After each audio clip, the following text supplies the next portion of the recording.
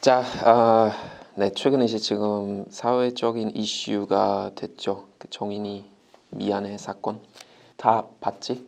뭐 형도 아빠 입장에서 사실은 나는 정의나 미안해 사건을 최대한 안 보려고 노력을 했어. 모든 부모들 다 그럴 거야. 이런 거 못 보겠어. 그냥 일반 사람 봐도 힘들고 충분히 이해해 그 감정. 부모 보면 이게 말이 안 돼. 솔직히 16개월 애기가 어른 때문에 죽는 게 그 과정도 들어보면 사실 동역사를 찾아보려 하니까 너무 화가 나. 그냥 보면은 다 보기가 너무 힘들고 이거를 진짜 어떻게 하면은 조금 이런 일들이 앞으로 없을까 엄청 많이 조금 생각들이 많이 생겼어. 여러 가지 영상 봤는데 지금 그 정인이 묘 있잖아.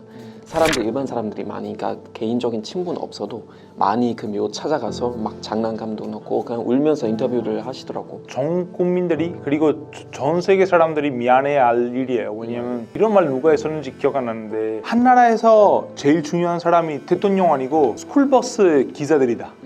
이런 말을 진짜 많은 말이야. 그 나라의 미래를 모시고 하니까 두 배로 미안한 마음이 생기는 거 또 그런 거 있는 것 같아요. 그 아동학 학대도 말도 안 되는 일이고 거기다가 입양된 아이였어요. 그러니까 우리 사회가 2번 실패한 거예요. 입양과 관련되다 보니까 좀 궁금하기도 해. 사실 나라별로 입양 절차가 어떻게 되는지, 이태리 같은 데는 입양하는 절차가 어떻게 되는 거예요? 이탈리아 입양 쉽게 하지 못해요. 저도 주변에 애기 입양한 친구들이 몇 명 있는데 최소 결혼한 지 3년 이상 돼야 되고 입양할 아이와 부모님 나이 차이 있어야 돼요. 최소 18년 이상, 최고 45년.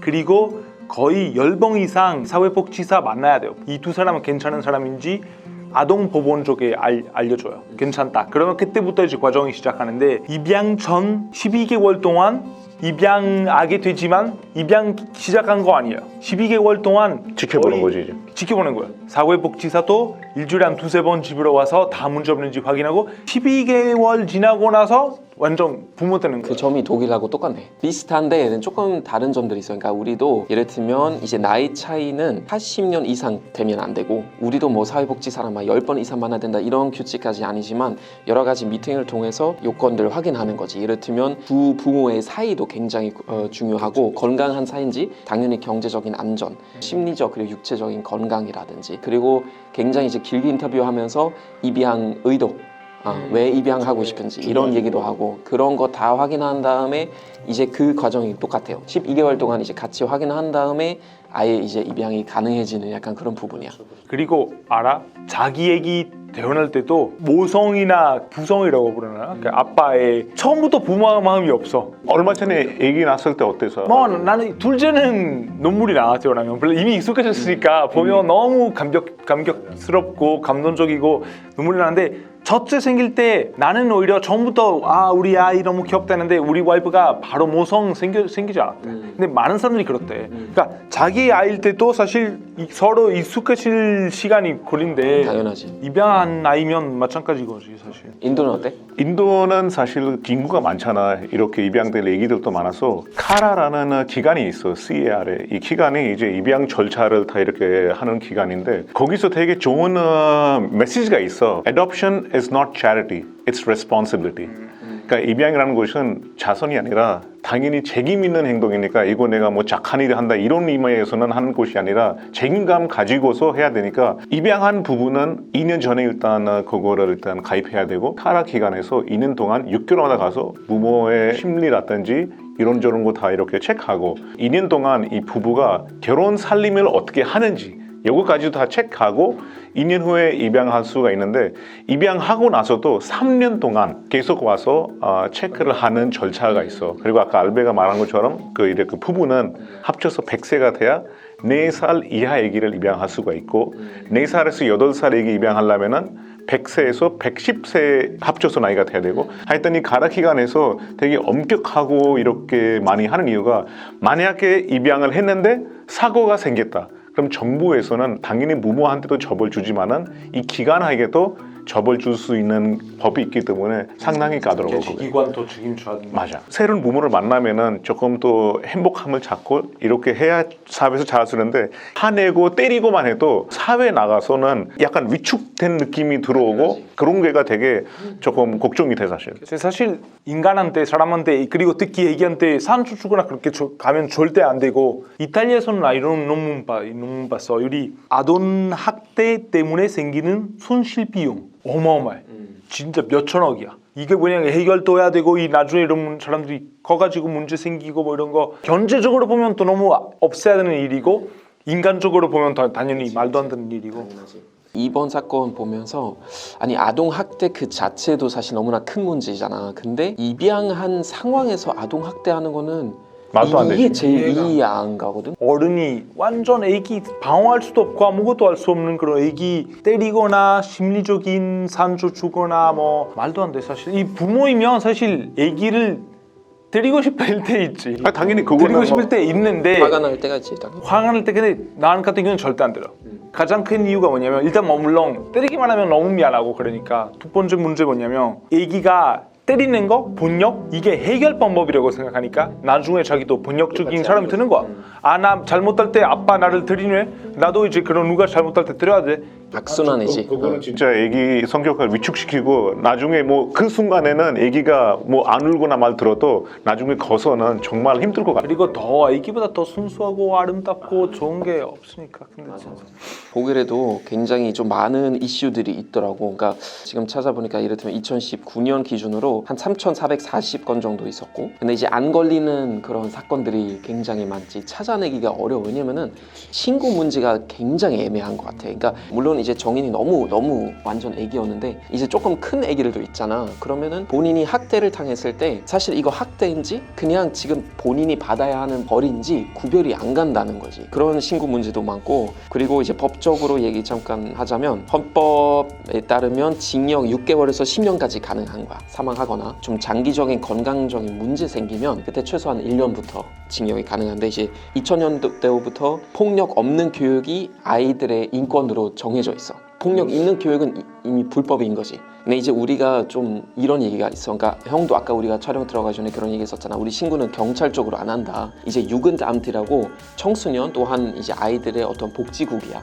보통 신고하는 사람들은 이제 소아과 의사들이야. 근데 소아과 의사의 제일 큰 고민이 뭐냐면은 환자에 대한 정보를 바깥으로 말하면 안 되잖아. 그 의무가 없어지는 경우 뭐냐면은 부모하고 2번 이상 그 상처에 대해서 얘기했는데 안 좋아지는 경우에 의사가 그거 신고할 수는 있어. 근데 여기 또 하나의 문제가 뭐냐면은 만약에 신고했어. 그러면은 그 부모가 다시 안 오는 경우들이 있고, 또한 자기 아이를 학대하는 다른 부모들은 그런 거 보고 잠깐만 이거 신고하는 의사구나. 그럼 안 가니까 그런 케이스를 못 찾을까 봐 걱정하는 부분들이 되게 많아. 네, 우리 또 본역 사건이 물론 많지만 상대적으로 좀 적었다고 볼 수가 있어요. 우리 1년에 1723명. 근데 아동 학대 거의 6,000명 돼. 아동 학대라는 게 여러 가지 있어. 이제 충분히 케어해 주지 않은 거, 충분히 시간 같이 보내주지 않고 애정 부족, 이게 아동 학대라고 정해져 있어. 심리적인 아동 학대지. 그거. 두 번째는 사실 부모님 싸우는 거 이거 목격을 하면 이것도 우리는 아동 학대로 봐. 싸우는 거 자꾸 보다 보니까 이 얘기도 심리적인 상처도 있고 나중에 본역은 해결책이다. 이탈리아 사실 그런 아동 학대라는 범위가 굉장히 넓어. 우리 또 사실 옛날에는 이런 문제 있었어. 우리는 똑같이 경찰한테 신고했었어. 일단 첫 번째 문제, 바빠. 이 모든 사건들이 봐다 보니까 집까지 찾아가서 부모님들한테 저희 경찰인데 이것도 어렵고, 두 번째 충분한 교육이 안 돼 있었어. 정말 의사가 필요하지 경찰이 어떻게 이런 얘기 판단 능력이 좀. 그래서 우리는 2011년에 아동과 청소년 보호 기관이라는 거 생겼고, 거기 이렇게 의사분들이랑 사회복지사들은 다 관리하고, 그리고 신고 들어오면 바로 거기 가고, 우리 바람 전화기라는 거 있어. 이거는 고민 상담도 다 들어줘. 미성년자들한테 문제 있거나 그런 거 그 엄마 아빠도 전화할 수도 있고, 그리고 우리 114에 전화하면 그것도 24시간 동안 아동 학대 신고 번호, 그리고 바로 와. 그러면 그 경찰의 문제는 정말 이제 한국에서도 경찰이 조금 지금 비난을 많이 받고 있잖아. 경찰 입장에서는 정말 약간 인력 부족할 수도 있고 어떤 기사 찾아보는데 청소년 복지 뭐 시설이랑 어떤 분이랑 인터뷰했는데 인력이 너무 부족하고 예를 들면 아이를 뭐 한 50명 이상 봐야 되는데 어디가 급한지 판단할 수 있는 시간과 능력이 떨어질 수밖에 없어. 학대 당하고 있는데 잘 모를 수도 있어. 왜냐면 다른 아이들도 다 봐야 되니까. 아동 학대 같은 경우는 전문가 필요해. 경찰은 다른 전문성이 있고 왜냐면 아동 학대 종류가 너무 많고 나 어젯밤에 레오한테 목욕 시키려고 하는데 얘는 목욕 안 하겠다고 진짜 내가 때리는 것처럼 우는 거야. 절대 안 때려 나는. 말도 울고 근데 목욕을 안 하고 싶어서 그런지. 근데 진짜 이거 만약에 신고 들어와서 경찰이면 전문가 아니니까 뭘 알 수도 없고 사회복지 공부한 사람이나 뭐 심리학자나 그런 전문가 필요해. 그리고 빨리빨리 진행돼야 되고. 어느 나라가 이런 거 찾아보면은 모든 나라에 이런 게 있으니까 인도도 아마 내가 정확한 숫자는 모르지만은 아마 비슷하지 않을까 싶어. 왜냐면 1년에 거의 한 3만 명 가까이 애들이 입양을 하고 하니까 이 입양이라는 게 되게 좋은 거잖아. 진짜 무모 없는 애기한테 되게 좋은 미래를 만들기 위해서 이런 건데 사랑스럽게 아름답게 키우고 싶은 부모에게 우리가 의심을 할 수 있는 건이 생기나 사실. 진짜 너무 이탈리아는 그래서 상황이 좋아졌는데 또 요즘 코로나 때문에 자가격리하고 집에 갇히고 그러니까 또 폭력 사건 엄청 많아졌잖아. 증가하고 많아지고 그래서 요즘 나오는 말이 뭐냐면 우리 어느 정도 제도나 기관들이 잘 돼 있지만 교육이 부족하다는 말도 있어. 학대가 뭔지 정확하게 또 알려줘야 되고 부모에 대한 교육, 뭐 교사, 의사 그런 것도 굉장히 중요한 것 같아. 맞아. 지금 이번에 들어보니까 동기인이 입양한 그 가족한테는 살인죄 저를 할 건지 이런 얘기가 있는데 어떻게 그러니까 국민들은 그건 이제 어필하려고 하는 거지. 그러니까 이거는 살인죄로 검토해라. 이탈리아 같은 경우는 아동 학대는 우리도 징역 6년에서 12년까지야. 어떻게 보면 다른 나라랑 비교하면 독일보다 더 길고 그치. 강하다고 볼 수가 있는데 이탈리아 국민들이 생각하는 거 아직까지 너무 약하다. 제일 끔찍한 일인데 이게 더 길어져야 된다. 한국이 요즘 비슷한 것 같아. 뭔가 나도 독일에서는 그건 훨씬 더 처벌이 강해져야 된다고 생각해. 기간이 진짜 예를 들면 이탈리아처럼 최소한 12년으로 가야 될 것 같아. 인도가 사실 사망한 경우에는 무조건 징역이야. 징역 몇 년이야. 라이프 센텐스, 무기징역이고 라이프 센텐스 거의 다 attempt to murder로 해서 거의 다 살인죄를 다 하고 있고 아동 학대인 부모로 증빙될 때는 해결책이 뭐냐? 부모랑 떨어져 살아야 될지 아니면 그래도 아이 누구나 부모를 그래도 사랑하는데 그러니까 어떻게 해야 되는지 이거 독일은 어떻게 우리는 무조건적인 건 아닌 걸로 알고 있지만 어쨌거나 양육권을 뺏어갈 수는 있어. 우리 이탈리아나 깜짝 놀랐는데 학대 현태 어떤지 뭐 심각한 그도 다르겠지만 가족한테 경제적인 지원을 줘.